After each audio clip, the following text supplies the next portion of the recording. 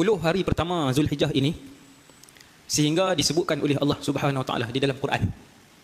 Bismillahirrahmanirrahim. Wal fajri wa layalin ashr. Allah bersumpah demi fajar. Wal fajri itu Allah bersumpah demi fajar. Wa layalin ashr, dan malam-malam yang 10. Kata para ulama tafsir, Imam Ibn Kathir, Al-Imam Ibn Abbas, Imam Mujahid, imam yang mencapai tahap yang paling tinggi dalam bidang tafsir.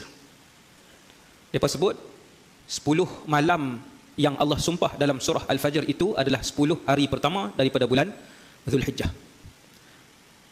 Kata Al-Imam Ibn Hajar Al-Asqalani, ketika menghuraikan hadis-hadis tentang kelebihan awal Zulhijjah, bahawasanya awal Zulhijjah menghimpunkan banyak ibadat lebih daripada 30 hari bulan Ramadan. Sebab dalam Ramadan ada puasa awal Zulhijjah, ada puasa sunat. Dalam Ramadan dibanyakkan zikir, awal 10 awal Zulhijjah Nabi membanyakkan zikir. Dalam Ramadan Nabi membanyakkan qiyam, awal 10 awal Zulhijjah Nabi membanyakkan qiyam. Akan tetapi dalam Ramadan tiada haji. Awal 10 Muharram, 10 Zulhijjah ada haji.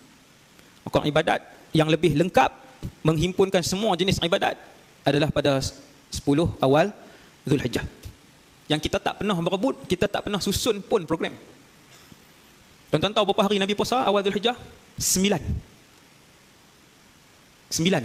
Daripada 1 hari tu, hari ni ketiga, ni sekarang ni masuk hari keempat. Maka masih lagi boleh untuk menghidupkan sunnah Nabi sallallahu alaihi wasallam yang hampir pupus, dibunuh dan mati dikeliling umat Nabi Muhammad sallallahu alaihi wasallam sendiri.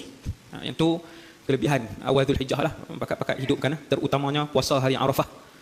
Puasa hari Arafah pakat-pakat carilah jatuh hari apa.